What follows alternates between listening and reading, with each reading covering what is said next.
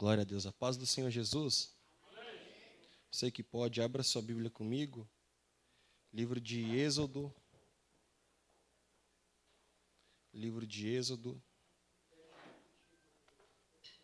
Capítulo de número 30. Êxodo, capítulo de número 30. Vamos ler juntos do versículo de número 22 ao versículo de número 26. Enquanto os irmãos acham, eu quero agradecer a Deus por mais essa oportunidade. A Deus seja a honra, a Deus seja a glória, a Deus seja o louvor, a Deus seja a exaltação e a Deus seja toda a nossa adoração pelos séculos dos séculos. Deus abençoe o pastor Gessé, juntamente com a sua esposa, pastora Sandra, pastor Ronaldo, pastora Ellen, juntamente com toda a sua família e todos os irmãos aqui dessa igreja. Deus abençoe. Para mim é um motivo de muita alegria estar aqui com os irmãos, em nome de Jesus Cristo. Quem achou o texto bíblico diz amém. Amém. Está escrito assim: falou mais o Senhor a Moisés, dizendo, vou repetir isso aqui, falou mais o Senhor a Moisés, dizendo, tu, pois, toma para ti das principais especiarias, da mais pura mirra, 500 siclos, e de canela aromática a metade, a saber, 250 siclos, e de cálamo aromático, 250 siclos. Versículo 24. E de cássia, 500 siclos, segundo o ciclo do santuário, e de azeite de oliveiras, 1 hin. Versículo 25. E disto fará o azeite da santa unção, o perfume composto, segundo a obra do perfumista. Repita comigo, o azeite da santa unção, segundo a obra do perfumista. De novo, o azeite da santa unção, segundo a obra do bom perfumista. Este será o azeite da santa unção, e com eles ungirá a tenda da congregação e a arca do testemunho, e você se assente glorificando a Deus. Se você está vivo, se assente glorificando a Deus nesse culto de jovem, porque Ele está aqui. Aleluia. Glória a Deus. Queridos e amados irmãos, esse texto que nós acabamos de ler é um texto muito conhecido por todos nós, aonde vai estar escrito no livro de Êxodo. Esse livro de Êxodo ele é muito importante e é muito interessante, porque aqui dentro desse livro de Êxodo, também juntamente com o livro de Números, vai nos revelar, de certa forma, os maiores feitos do povo, do maior feito de Deus através da vida do povo que estava sendo o povo aliançado por Deus. Aqui o que me chama a atenção é que diante desse contexto que nós acabamos de ler, está escrito nesse livro de Êxodo, aonde vai nos contar, de certa forma, muitas maravilhas e feitos do Senhor Jesus Cristo. Todos nós sabemos que esse livro ele foi escrito por Moisés. Moisés, juntamente com esse livro, ele vai escrever outros livros também, que é o livro de Gênesis, o livro de Levítico, o livro de Deuteronômio, juntamente com o livro de Êxodo, para completar-se entre si o Pentateuco, aquilo que os judeus vai considerar como a Torá, aquilo que vai ser considerado como o livro que vai servir de bússola para o povo, mais especificamente do território de Israel. Aqui o que me chama a atenção é que vai nos contar sobre os feitos de Jesus Cristo, ou de próprio Deus, através por intermédio do ministério de Moisés. Então, quando nós paramos para ver aqui o que está acontecendo que Deus, ele vai demonstrar dentro do livro de Êxodo o poder dele através do livro de Moisés. Então, todas as vezes que nós vemos esse livro, nós vamos perceber que Deus ele chamou um homem para uma missão específica, porque Deus é assim. Deus ele chama homem, capacita homens para missões específicas. Aqui, diante desse contexto, que me chama a atenção é que Deus ele escolhe Moisés, e o significado do nome Moisés é tirado das águas. Tudo isso por conta daquela história onde a filha de Faraó, ela vai retirar Moisés das águas após a irmã dele colocar por ordem da sua mãe Joquebede. Mediante a esse contexto, a Bíblia vai nos contar e vai nos relatar que Moisés ele se torna um filho adotivo da filha de Faraó. E lá no Egito, esse homem tem de tudo. Lá no Egito, esse homem tinha tudo o que alguém poderia ter, ao ponto de que talvez, olhando pelos olhos humanos, alguém poderia olhar para o estado que Moisés estava vivendo e dizer para Moisés o seguinte: Moisés, não se posicione contra aquilo aonde você está vivendo, porque o momento aonde você está é um momento muito confortável, favorável, de muita abastança. Só que o texto aos Hebreus, no seu capítulo 11, no seu versículo 24 e 25, vai nos contar que Moisés, ele está dentro da galeria dos heróis da fé. Então, o escritor aos Hebreus vai nos contar o seguinte, que pela fé, Moisés, sendo já grande, recusou ser chamado filho da filha de Faraó.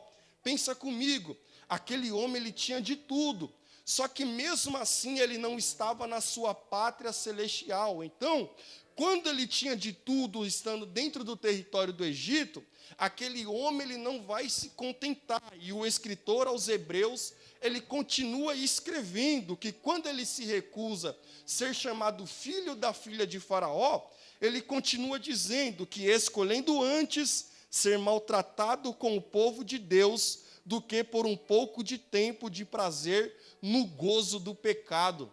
Pensa comigo, Moisés tinha de tudo, até porque ele era filho adotivo da filha do rei, então tinha abastança, tinha as melhores sopas, tinha acesso ao palácio.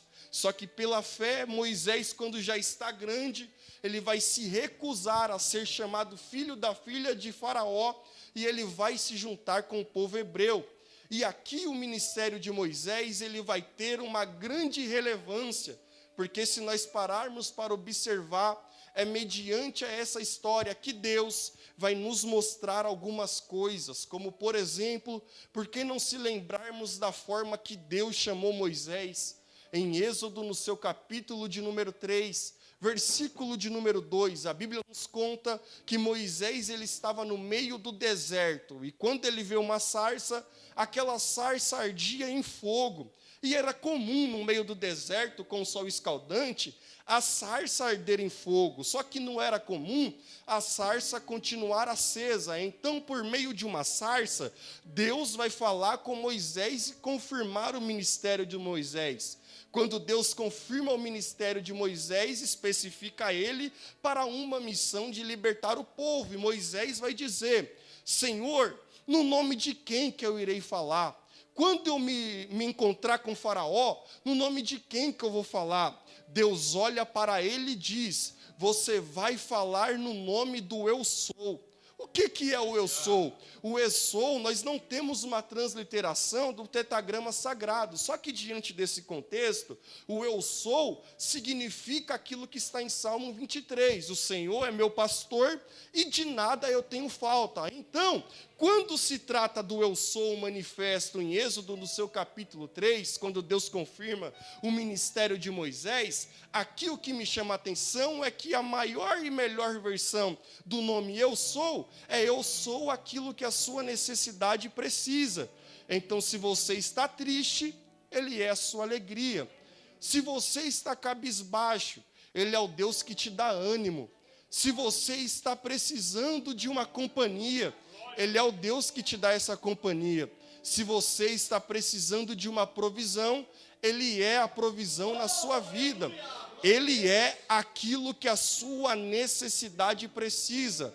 Deus confirma o ministério de Moisés e vai ter uma série de acontecimentos, como, por exemplo, a libertação do povo no meio do Egito, e eles vão peregrinar para o deserto. Só que, vai ser marcado por uma série de milagres naquele contexto, porque Êxodo, no seu capítulo de número 14, nós observamos que Deus, ele trabalha durante a noite inteira para que o povo passasse sobre o mar. Enquanto isso, o exército inimigo está passando para afrontar, Deus fecha o mar e Faraó morre junto com seus cavalos e cavaleiros. O ministério de Moisés, ele também vai ser marcado por Êxodo no seu capítulo de número 17, quando ele sobe até o Monte Sinai. Ele está ali 40 dias orando e Deus vai dar para ele a tábua dos 10 mandamentos, que até os dias de hoje nós temos pelo menos 2, sendo ele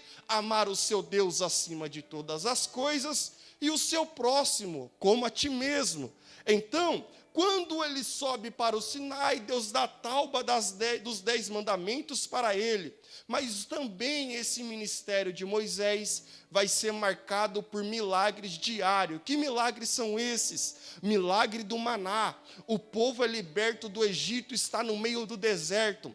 A Bíblia nos conta que no meio do deserto, o povo sente fome e começa a reclamar com Moisés, dizendo: Moisés, era melhor que nós tivéssemos morrido. Era melhor que nós continuássemos no Egito, porque lá nós tínhamos cebola, nós tínhamos as refeições, e lá nós tínhamos do que nos alimentar. Só que aqui no meio desse deserto, nós não temos nada. E a Bíblia nos conta que em Êxodo, no seu capítulo de número 17, também capítulo 17, é diante desse contexto que Deus vai providenciar o maná para o povo. Só que não para por aí. O povo sente sede. Quando o povo sente sede, a Bíblia vai nos contar que esse mesmo povo que viu o maná cair do céu, agora vai se levantar reclamando, dizendo: lá no Egito nós tínhamos água, só que aqui nós não temos água para beber. Moisés, ele vai questionar a Deus, e quando ele questiona a Deus, Deus fala para ele: toca naquela rocha. Quando você tocar na rocha, vai sair água do meio dela. É diante desse contexto que o ministério de Moisés, ele vai ser marcado por água e maná, maná e água, no meio do deserto. Só que o povo estava questionando uma coisa: Moisés, só o Senhor é santo? Só você é santo? Por que Deus se manifesta somente falando contigo? Mediante a isso, Deus, ele vai dar um projeto em Êxodo, capítulo de número 25, dizendo: constrói um tabernáculo, Moisés, para que esse povo, eles venham e também tenham acesso a mim e sintam a minha presença. O que era o tabernáculo? Uma barraca que servia de templo móvel. Deus vai contar para Moisés, em Êxodo capítulo 25, versículo de número 7 e 8, dizendo: todos os pertences que terá dentro do santuário, quem vai dar a diretriz sou eu. Moisés, ele vai construir com a contribuição do povo. Só que quem está dando o projeto, sendo engenheiro daquela obra, é Deus. Deus fala para Moisés: você vai construir o tabernáculo, e dentro daquele tabernáculo haverá que ter a arca de madeira de cetim, que é a arca da aliança, que simboliza a presença de Deus. Dentro desse santuário também terá o propiciatório de ouro. Também dentro desse santuário terá que ter, Moisés, a mesa de cetim. Também tem que ter nesse santuário as cortinas. Dentro desse santuário, Moisés, tem que ter o véu do tabernáculo. Dentro desse santuário, Moisés, tem que ter o altar do holocausto. Dentro desse santuário também tem que ter o pátio e tem que ter também o azeite puro. Só que para exercer a função, tem que ter um sacerdote. Aí Deus para de falar e alguém deve estar pensando: Deus já deu muita orientação para Moisés, aqui o culto está completo e a casa de Deus já está completa. Só que quando entra no capítulo de número 30, no versículo 25, Deus volta a falar da construção do tabernáculo. Repita comigo: Deus volta a falar da construção do tabernáculo. Então olha o que o versículo 22 está dizendo: falou mais o Senhor a Moisés. O que é isso? Deus estava dizendo, dentro do santuário tem a arca de madeira, tem o propiciatório, tem a cortina, tem o véu do tabernáculo, mas falta uma coisa, Moisés, para que dentro desse templo continue tendo uma presença muito grande. E o que é, Senhor? Aí Deus olha para ele, mostra como fazer segundo a obra do perfumista e diz, falta também o óleo da santa unção. Repita comigo, óleo da santa unção. Óleo da santa unção. Deus está olhando dos altos céus e está dizendo, esse culto, esse tabernáculo, essa barraca móvel, ela tem tudo, mas está faltando uma coisa, Moisés. O que está faltando? Está faltando unção, está faltando a santa unção. Por quê? Porque ele tinha ali, ele tinha suas barracas. Diante daquele contexto, também tinha o propiciatório de ouro, tinha o véu do tabernáculo, mas faltava uma coisa. E o que faltava? O óleo da santa unção. Porque nos cultos que nós estamos, nós podemos ter baterista, podemos ter pregador, podemos ter cantor, nós podemos ter esse relógio bonito, podemos ter ventilador, o nosso terno pode ser bonito, essas pastas aqui podem conter os hinos que as irmãs varões vão cantar, nós podemos ter os músicos fazendo muitas notas, mas se o culto não tiver unção, para Deus não basta. Eu disse que eu iria pregar muito calmo para umas 3 pessoas aqui hoje. E é isso que Deus está dizendo. Não adianta a gente preparar tudo isso aqui, se primeiro a gente não trouxer a unção para os nossos cultos. Se nós não trouxermos a unção para dentro do nosso culto, nada disso que nós fizemos aqui valerá a pena. Mas Deus, Ele me traz na noite de hoje para dizer para alguém, esqueça as outras coisas. Primeiro, você traz a santa unção, porque é essa unção diante do culto que vai operar o milagre na sua vida. É essa unção mediante ao culto que vai fazer você ser renovado na noite de hoje. Porque é essa unção que está aqui no culto que vai fazer você que entrou aqui triste sair daqui alegre. Porque é essa unção que está aqui no culto que pode fazer com que você que chegou aqui cheio de questionamentos na sua cabeça, sair daqui com todas as suas respostas respondidas pela parte de Deus. E eu repito isso aqui, não adianta exegese e hermenêutica, não adianta eu falar bem se o pregador não tiver unção. Não adianta o cantor pregar e cantar aqui em cima, falar de pogiatura, voz de peito, voz de trovão, contraste, tenor, soprando, se ele não tiver unção. Não adianta a bateria fazer 1000 giros, 1000 notas por segundo, se não tiver unção. Não adianta teclado fazer 1000 notas por segundo, se não tiver unção. Não importa a igreja está aqui na noite de hoje com o coração fechado, porque a unção ainda não comoveu, mas na noite de hoje, Deus ele me levanta aqui para dizer que falte tudo na sua vida, mas que não falte a santa unção. Levante a mão. Levante a mão, levante a mão, porque Deus está dizendo assim para alguém. Pega na mão de alguém aí, pega, com a mão que você não levantou, pega na mão de alguém e diga para ele assim: Deus está nos convocando na noite de hoje. Diga para ele aí, meu irmão, Deus está te convocando na noite de hoje, está te convocando para a santa unção. Deus está te convocando para a santa unção. Deus está te convocando para a santa unção. Deus está te convocando para a santa unção. unção, porque sem essa unção os nossos cultos serão vazios, porque sem essa unção os nossos cultos serão mais do mesmo, porque sem essa unção os nossos cultos serão cultos tediosos, porque sem essa unção os nossos cultos serão os cultos pesados. Mas com essa unção não precisa nem o pregador gritar, não precisa nem o pregador aplicar, a igreja começa a adorar, porque quando tem unção, tem barulho, tem alegria, tem resposta. Deus, ele está dizendo: receba a minha santa unção.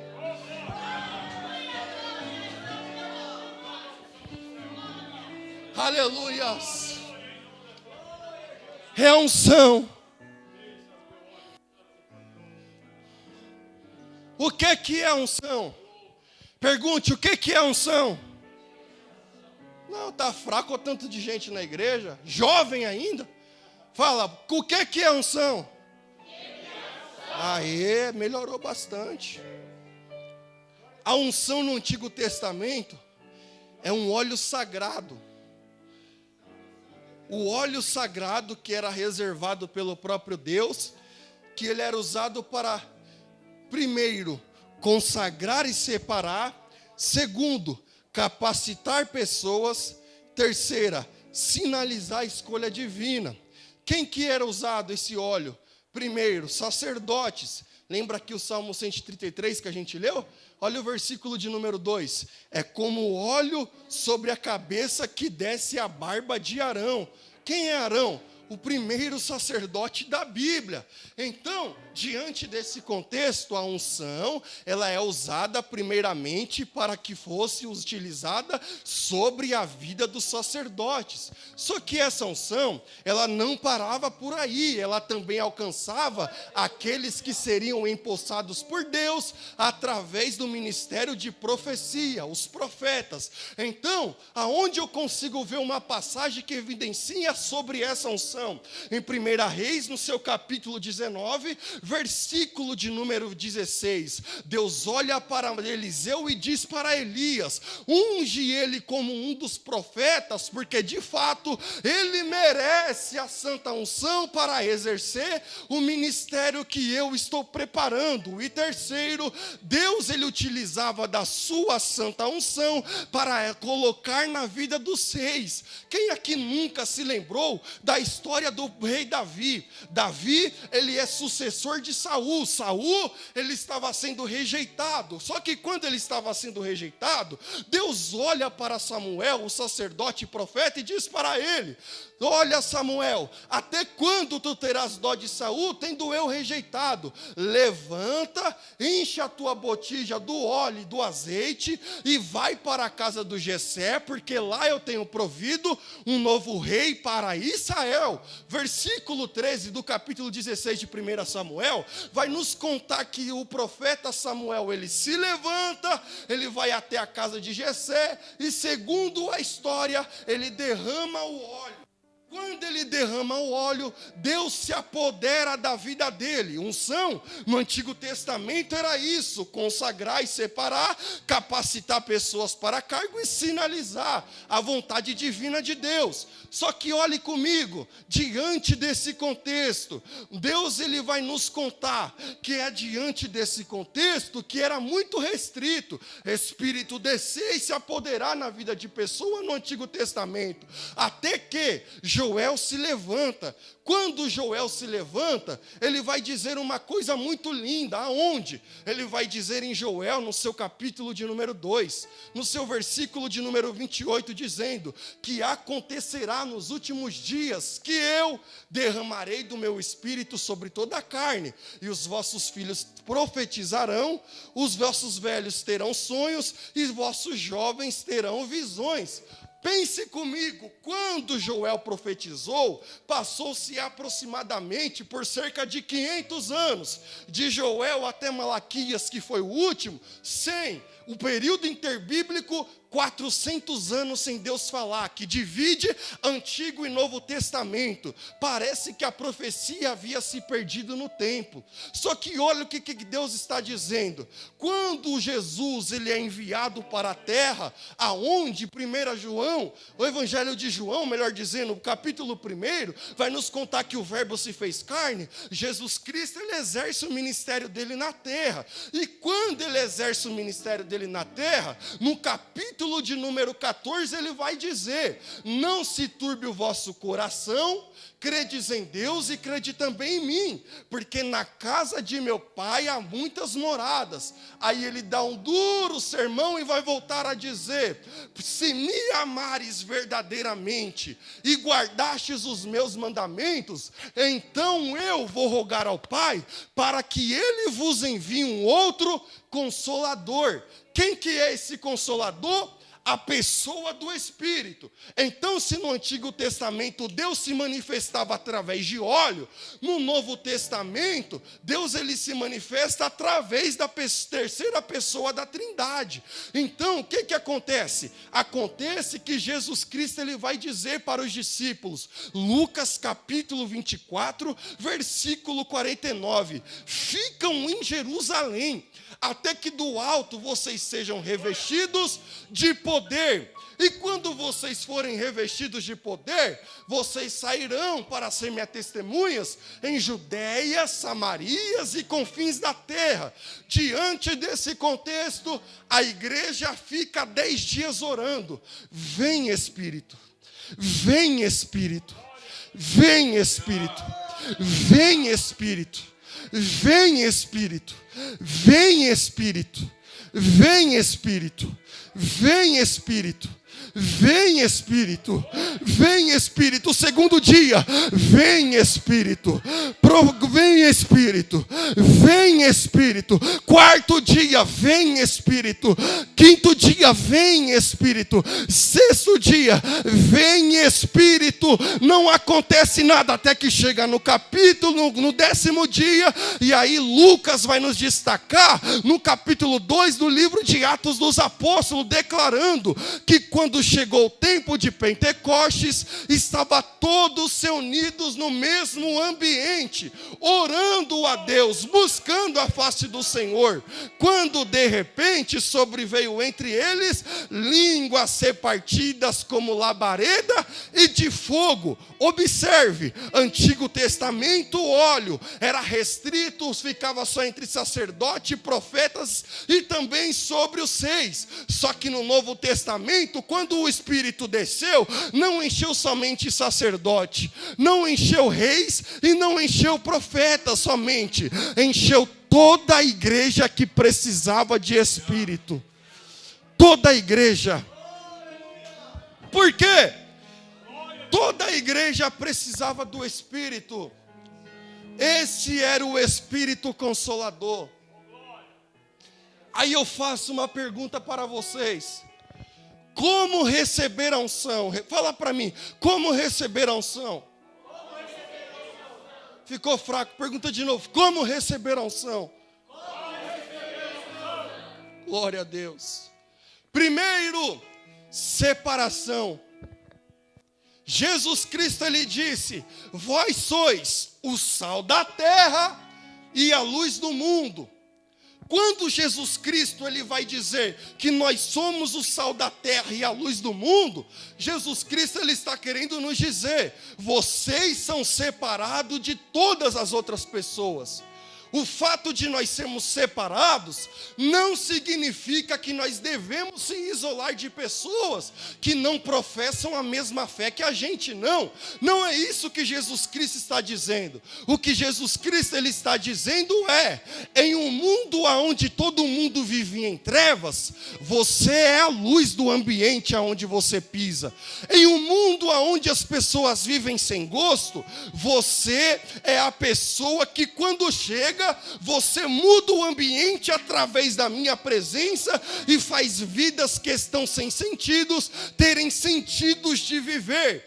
Primeiro requisito para receber a unção de Deus é a separação. Segundo requisito, a consagração. Repita comigo, consagração. Como que é a consagração? É o crescimento espiritual. Crescimento espiritual. Olha o que Paulo ele vai dizer em 1 Coríntios, no seu capítulo 3. Ele vai dizer mais ou menos assim. 1 Coríntios capítulo 3. Ele vai dizer mais ou menos assim no versículo 2. Desde quando eu vim a primeira vez aqui visitar a igreja, eu só pude dar leite para vocês e não pude dar carne. Por que eu não pude dar carne? Porque vocês ainda não estão preparados para receber um nível maior da parte de Deus. O que Paulo ele está querendo dizer? Eles continuam a andarem sem o Espírito. Então tudo que eles fazem, tudo aquilo que eles pensam é impulsionado somente pela sua carne. Por isso que essas pessoas não são consagradas, porque eles andam não como homens maduros, mas como meninos. E aí Paulo ele está dizendo, eu estou dando leite para vocês, porque vocês não amadurecem. E tem gente que continua sendo assim, nasceu tomando leite, vai crescer tomando leite e morrerá tomando leite. Por quê? Não sabe por quê, Felipe? Porque não amadurece. É porque pessoas que não têm mentalidade de crescer espiritualmente. Só que olha esse contexto: separação, consagração e preparação. Preparação para o quê? Para receber o Espírito Santo. Aí você me pergunte de novo: como que eu recebo o Espírito Santo? Me pergunte. Como que eu recebo o Espírito Santo? Eu falei que é calmo hoje. Como receber o Espírito Santo? Vocês fizeram essa pergunta para mim, é um culto de jovem, né? Se eu ficar o dia inteiro aqui assim, ó, kawaii, TikTok, aqui, ó. Minha mãe fala, filho, vai lavar a louça. Não, o jogo é online, mãe, não posso sair. Eu recebo a unção assim, sim ou não? Se eu fizer isso aqui, ó.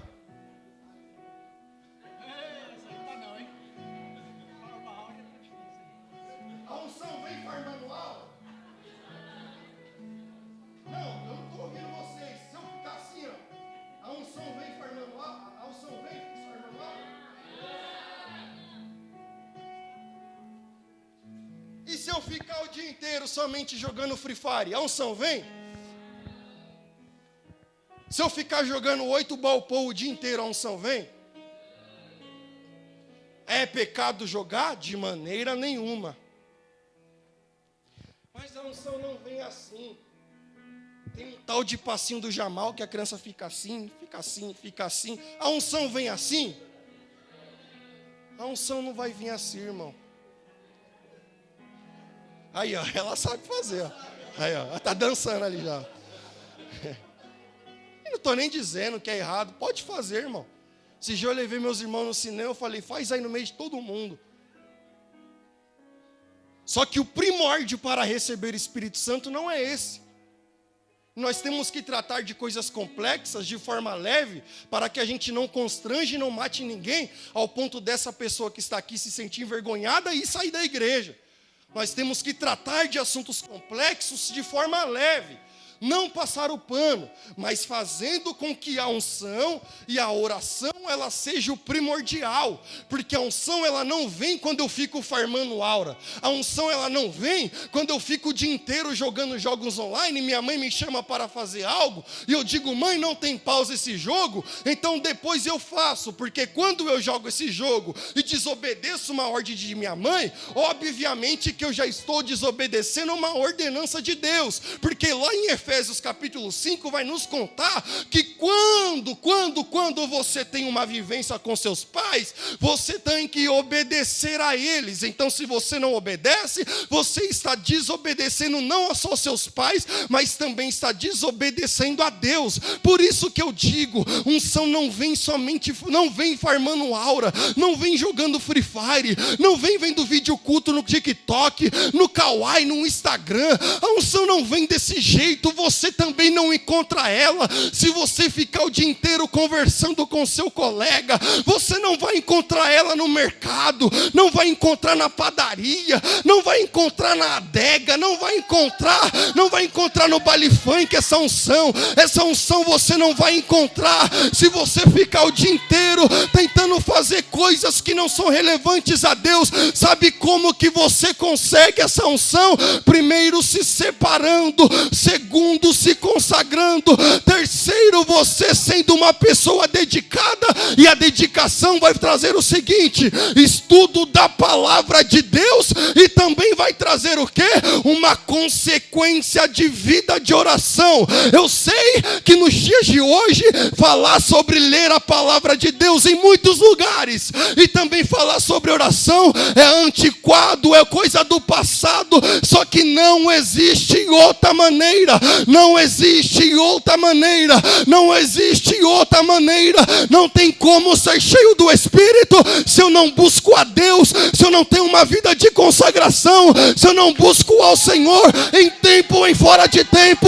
Deus na noite de hoje está dizendo: eu quero te encher, mas para eu te encher, você tem que largar o videogame um pouco e buscar a minha palavra.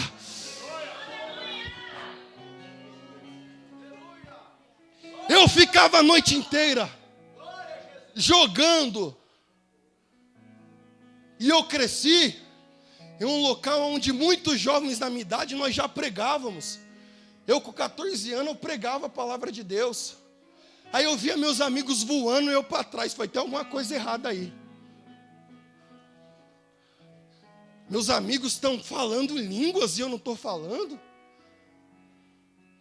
Meus amigos estão entregando profecia e eu não entrego. Tem alguma coisa errada aí. Todo mundo precisa de um amigo, irmão. Tinha um jovem de 15 anos de idade, 1 ano mais velho que eu. Ele disse para mim: o que você está fazendo? Que você está ficando para trás? Nós éramos assim, buscava a Deus na adolescência. Aí eu fiquei, um tempo vago, não estou mais lendo a Bíblia não estou mais orando não. Estou só nos meus jogos. Ele fala: pare um pouco com isso. Vai buscar a Deus. Sabe o que aconteceu? Consequência daquilo que está escrito em Mateus capítulo 6. Buscar-me-eis, me achareis. Quando me buscarem de todo o meu coração. Elergue calamassuri bicaias. Deus está cortando a amizade de jovens aqui nessa noite de hoje. Talvez na noite de hoje você chegou aqui como há 10 anos atrás, 12 anos atrás, eu cheguei aonde os meus amigos do mundo disseram: quando sair do culto, vai lá para a adega para nós fumar um nargas. Talvez você chegou aqui já pensando em algo para fazer quando você sair daqui, mas Deus está dizendo para você: eu vou afastar pessoas que não te traz para o caminho do Senhor e vou te trazer pessoas que andam no mesmo propósito que você. Deixa eu dizer uma coisa para você. Deus, Ele está dizendo para alguém na noite de hoje: se tem alguém naquele WhatsApp que está tentando te desvirtuar, está te chamando para os rolezinhos, está te chamando para aqueles encontros, na noite de hoje pode cortar essa amizade, porque é melhor você cortar essa amizade e continuar tendo contato com Deus, do que você ser fiel a essa amizade e perder o contato com seu Salvador. Mas na noite de hoje, o Senhor nos traz aqui para dizer: eu já consagrei, já separei, estou dando determinação, a minha igreja está com o coração aberto e eu vou derramar do meu Espírito para quem quer receber. receber. Aonde, Jonathan, está escrito isso? Está escrito em Atos 2, está escrito em Mateus 18, 20, está escrito em Atos 16, 25, está escrito em Atos capítulo 12, versículo 5, está escrito que por conta de atitude, a igreja recebeu o milagre. Ali em Marcos capítulo 10, versículo 46, está nos contando que através de coração aberto, Deus, ele trabalhou e operou a unção do seu Espírito sobre a vida de pessoas. Como que isso aconteceu? Não aconteceu, como eu disse, pessoas fazendo coisas carnais, mas aconteceu quando pessoas abriram o seu coração e começaram a adorar, começaram a dar aleluia, começaram a dar glória a Deus, começaram a dar glória a Deus e começaram a dar aleluia, começaram a dar aleluia e começaram a dar glória a Deus, começaram a dar glória a Deus e começaram a dar aleluia. Aí meus amigos falavam e eu não estava falando. Aí eu disse para o líder: como que eu seja renovado? Como que eu vou ser renovado? Aí no Monte de Guaianazes ele disse: você está orando, não está? Na sua oração começa a falar até o Deus te tocar. Glória a Deus, glória a Deus, glória a Deus, glória a Deus, glória a Deus, glória a Deus, glória a Deus, glória a Deus, glória a Deus, glória a Deus, glória a Deus, glória a Deus, glória a Deus, glória a Deus. Não adiantou, dá aleluia, aleluia, aleluia, aleluia, aleluia, aleluia, aleluia, aleluia. Aí eu fui falando glória a Deus, aleluia, aleluia, glória a Deus, aleluia. E do nada Deus tomou, as línguas estranhas começou a acontecer e o Espírito Santo marcou com fogo. O que eu estou querendo dizer com isso? Primeiro a gente se posiciona para que Deus, ele opere o seu milagre dentro de nós. Na noite de hoje tem adorador aqui? Levante as suas mãos. Eu quero dizer para Satanás que aqui no culto aonde nós estamos, Satanás perdeu essa juventude, porque ela não será reconhecida somente por aquilo que terrenamente ela faz, mas será reconhecida por aquilo que ministerialmente ela está fazendo. Se coloque sobre os seus pés.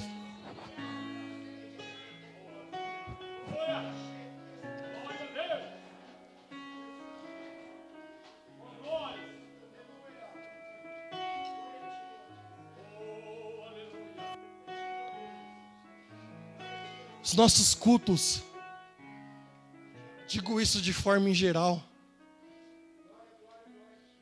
eles precisam ser retornados com mais empolgação por nós. Porque Deus não mudou. Quem mudou fomos nós. A palavra de Deus continua a mesma. Qual que é o segredo? Me busca, me adora, se consagra, se separe. Tá todo mundo não ficar com aquelas menininhas, você não vai ficar. Ficar com aqueles menininhos, você não vai ficar. Porque você é preso? Não, mas porque você é do céu. Tá todo mundo indo fumar aquele narguilinho com aquela essência que parece ser gostosa, mas você não vai. Talvez na sua juventude vai ter pessoa até com baseado para você, porque hoje em dia está acessível para todos e muitos adolescentes já andam com isso. Mas você vai se lembrar dessa pregação de hoje e vai falar: eu não vou fazer isso porque eu sou escolhido, sou separado e não vou dar desgosto para minha mãe e para o meu pai. Coloque a sua mão no seu coração. Espírito Santo de Deus, Tua palavra foi pregada, Pai. Estamos aqui diante da Tua presença, Senhor, pedindo para Ti, meu Pai, nos desperte em oração, nos desperte, Senhor, para que nós venhamos receber a Tua unção. Não estamos vivendo um tempo, Senhor, de Antigo Testamento, de Antiga Aliança, que somente pessoas em específicos recebiam a presença de Deus. O Senhor disse que iria para o Pai, mas que nos enviaria um outro Consolador.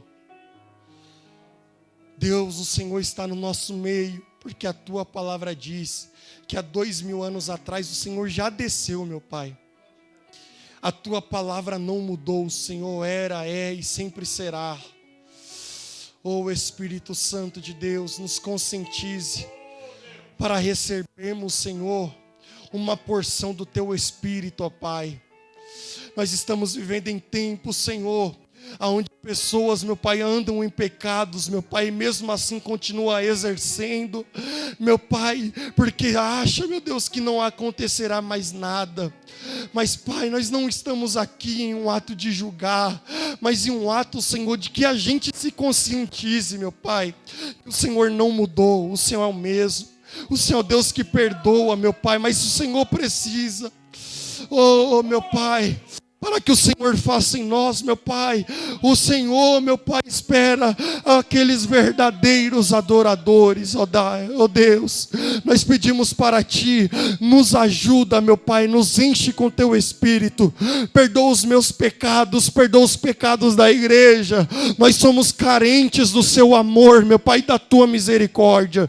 Nos ajuda, Senhor, e enche a nossa vida com Teu Espírito e com Teu poder. E a igreja que concorda diz amém. A igreja que concorda diz amém. Deus abençoe.